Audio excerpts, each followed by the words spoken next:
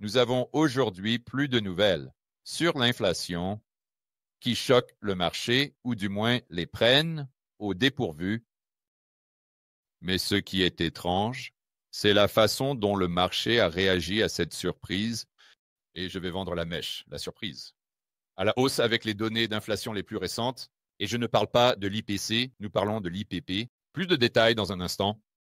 Et puis, nous avons de grands mouvements dans le rendement du Trésor à 10 ans. Je pense que cela nous en dit beaucoup sur ce que le marché obligataire attend de l'inflation en 2025.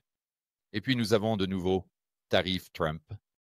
Il a signé aujourd'hui toutes ces taxes réciproques en loi. Nous verrons donc si nous pouvons aller sur CNBC et obtenir des détails sur ce qui se passe exactement. Essayez de réfléchir aux répercussions. Très bien. Tout d'abord, commençons par CNBC.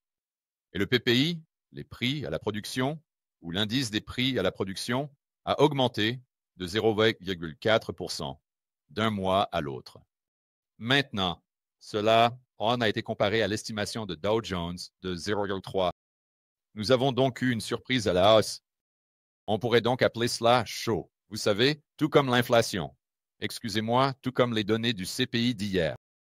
Mais ce qui est intéressant, c'est que le marché a dit, d'accord, c'est une surprise à la hausse, mais nous pensons en fait que cela signifie que nous allons avoir moins d'inflation que ce que nous pensions juste hier. C'est un peu bizarre ici. Regardez ça. Point clé de discussion. L'indice des prix à la production a augmenté de 0,4, estimé 0,3. Et comme nous l'avons dit, les contrats à terme sur le marché boursier ont légèrement augmenté après la publication, tandis que les rendements du Trésor ont baissé. Un peu en train de dévoiler la surprise là pour le deuxième sujet, mais beaucoup plus de détails là. Les stratèges de Wall Street ont déclaré que le rapport suggère une image de l'inflation légèrement plus bénigne, même si les données du PPI ont surpris à la hausse. L'indice des prix de gros a augmenté plus que prévu en janvier, bien que certains détails du rapport indiquent que la pression inflationniste dans le pipeline s'atténue. D'accord. Alors, entrons dans le vif du sujet ici, les gars. Donnez-nous les détails. Marché boursier, d'accord, compris. Les stratèges de Wall Street ont cité des détails du rapport, d'accord, bénin en particulier. Les soins de santé ont montré un assouplissement. Les soins médicaux ont diminué de 0,5%. De plus, les tarifs aériens domestiques ont baissé de 0,3%. Et les services de courtage ont diminué de 2,2%. Donc, à première vue, il semble que les taux d'intérêt devraient monter directement, tout comme ils l'ont fait hier. Mais ensuite, il semble que quand vous regardez sous le capot, c'est comme à court terme, d'accord?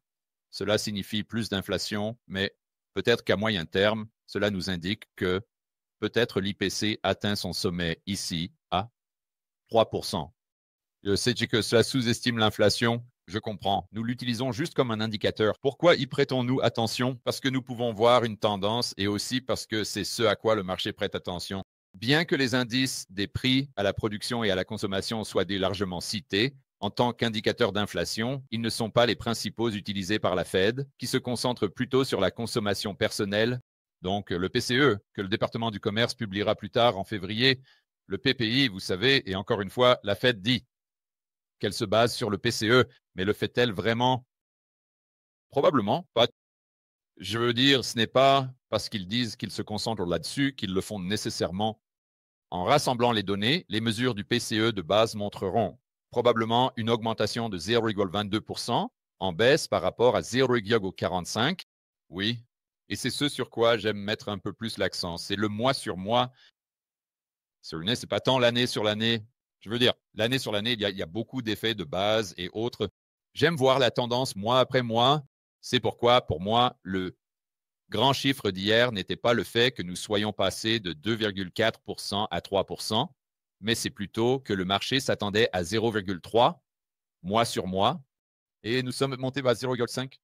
Et encore une fois, en se référant au CPI, voici une citation de Elisabeth Rentier, économiste senior chez Nerd Wallet. La croissance des prix de gros a été légèrement supérieure aux attentes en janvier et la lecture pour décembre a été révisée à la hausse. En d'autres termes, l'inflation au niveau des producteurs reste élevée et une préoccupation est que cette inflation pourrait finalement être répercutée sur le consommateur. Et les révisions des chiffres de décembre compliqueront également le tableau de l'inflation. Les prix à la production de janvier pour les services ont augmenté de 0,3, ceux des biens de 0,6, et les services ont été menés par une hausse de 5,7% dans les hébergements pour voyageurs, que le BLS a attribué à plus d'un tiers de la hausse. Du côté des biens, et nous allons en parler dans un instant, une augmentation de 10,4%. Les coûts du diesel a été un facteur significatif, mais dans l'ensemble, les prix de l'essence baissent et de beaucoup. En fait, au point où Chevron vient de licencier 15% à 20% de leur personnel. Donc, vous essayez de prévoir 6 mois à l'avance, bien qu'il soit impossible de prédire avec précision ou avec une précision complète. Et il n'y a pas de certitude. Il n'y a que des probabilités. Mais bon, il faut regarder Chevron qui réduit drastiquement son personnel ainsi que beaucoup d'autres choses et se demander est-ce que le chiffre de l'IPC va continuer à monter encore et encore? Mon scénario de base serait non. Je l'ai dit en premier. Je l'ai dit, en fait, je me trompe souvent, évidemment, sur cette chaîne. Quand vous faites des milliers et des milliers de vidéos, et que vous donnez simplement votre opinion spontanément, vous n'allez pas avoir raison à chaque fois. Mais une chose que j'ai absolument bien cernée, c'était l'inflation. Je vais vous dire, je parlais de l'inflation qui augmentait en 2021. Et puis, en 2022, j'ai commencé à parler de désinflation.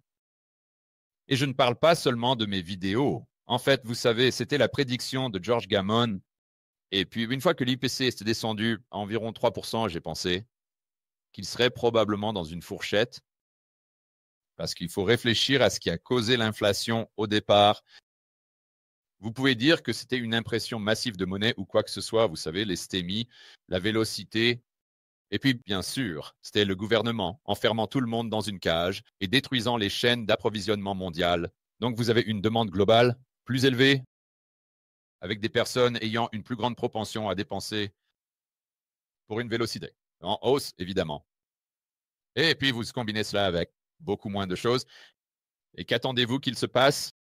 Vous allez avoir de l'inflation des prix à la consommation, mais ensuite, regardez, vous savez, quand nous avons atteint 2022 et 2023, vous dites, d'accord, est-ce que c'est toujours dans le système? Sommes-nous toujours sur une trajectoire ascendante? Et la réponse était non.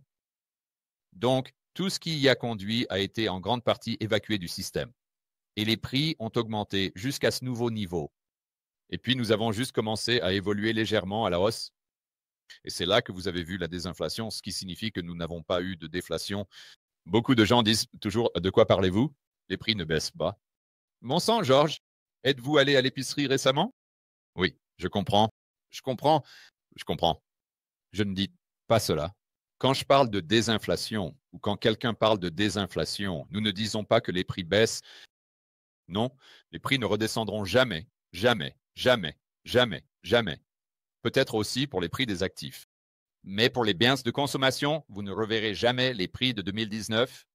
Mais si les prix augmentent de 5% maintenant, disons, et qu'ils augmentaient de 15%, c'est la désinflation. Les prix augmentent à un rythme plus lent. Donc, encore une fois, le scénario de base, parce que quand vous regardez ce qu'il a causé, vous projetez jusqu'en 2025, vous vous demandez, allons-nous avoir cela à nouveau? Allons-nous avoir un effondrement des chaînes d'approvisionnement mondiales? Peut-être que les tarifs douaniers feront cela, mais probablement pas. Ensuite, allons-nous avoir des chèques de relance massifs distribués pour augmenter cette vélocité? Peut-être, mais la seule façon dont nous pourrions probablement avoir cela est si nous avions une récession qui, en soi, serait désinflationniste. Donc, je pense que nous restons simplement dans cette fourchette entre, je ne sais pas, 2 et 3,5, 3,6, quelque chose comme ça. Et c'est ce que j'ai dit pendant les derniers. Je veux dire, vous savez cela, vous qui regardez mes vidéos. Je dis cela depuis probablement 1 an et demi. C'est un peu mon scénario de base. Nous devons obtenir un grand catalyseur. Maintenant, je pense que le chiffre de l'IPC pourrait descendre en dessous de 2, mais nous aurions besoin d'une récession, d'un effondrement, d'un signe noir, quelque chose. Et ensuite, je pense qu'il peut évidemment dépasser 3,5. Mais pour cela, quelque chose devrait changer de manière significative. Par exemple, peut-être que ces tarifs décomposent complètement à nouveau les chaînes d'approvisionnement mondiales et donc vous avez un choc d'offres. D'accord. Eh bien, cela le ferait.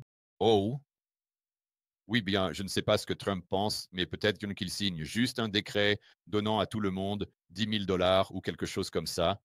D'accord. Cela le ferait. Cela fera certainement monter l'inflation. Mais ce n'est pas seulement le fait que nous avons eu toute cette impression de monnaie, ce que la plupart des gens pensent, n'est-ce pas? Nous avons eu toute cette impression de monnaie et donc nous allons juste avoir une autre décennie d'inflation maintenant parce que même quand vous regardez les 5 années précédant la crise financière mondiale, je pense que j'en ai parlé dans la vidéo d'hier, vous voyez que la croissance de la masse monétaire était très similaire à la croissance de la masse monétaire que nous avons eue depuis 2020. Ce que nous avons eu en agrégat maintenant, cette année-là était définitivement sans précédent. Mais quand vous regardez le total des 5 années, c'est à peu près dans les temps. Et pour vous donner des chiffres exacts, je les connais par cœur parce que je les ai utilisés dans la vidéo sur tableau blanc ce matin. Au cours des 5 années précédant la crise financière mondiale, nous avons eu une croissance de 30% de la masse monétaire M2 et depuis 2020, nous avons eu 38%. Donc, un delta de 8%. Je ne sais pas que cela nous mène vraiment à la prochaine vague d'hyperinflation ou aux années 1970. Excellente nouvelle que vous n'aurez pas à subir une autre série de 10, 15, 20% augmentation de prix annuelle, du moins probablement pas en 2025. Salut les gars, j'aimerais personnellement inviter chacun d'entre vous à assister au Rebelle Capitaliste Live de cette année. C'est la conférence incroyable que j'organise chaque année qui vous aide à construire un portefeuille à toute épreuve. Elle vous aide à accroître votre liberté personnelle et votre autonomie et elle vous aide également à augmenter la taille de votre réseau. En d'autres termes, vous pouvez rencontrer beaucoup de personnes partageant les mêmes idées, des collègues capitalistes rebelles. C'est à Orlando du 23 au 25 mai. Les intervenants précédents ont inclus des personnes comme Robert Kiyosaki, Ron Paul, Peter Schiff, Mike Maloney, Lynn, Alden, pour n'en nommer que quelques-uns. Alors, pour obtenir vos billets dès que possible et pour savoir qui interviendra au Rebel Capitalist Live de cette année, vous pouvez consulter le site rebelcapitalistlive.com. Et juste une petite information privilégiée, si vous obtenez vos billets plus tôt que tard, vous pouvez obtenir une réduction, car à mesure que nous nous rapprochons de l'événement, le prix des billets augmente. Alors, n'attendez pas. Allez sur rebelcapitalistlive.com dès maintenant et obtenez vos billets. Et je vous verrai à Orlando du 23 au 25 mai.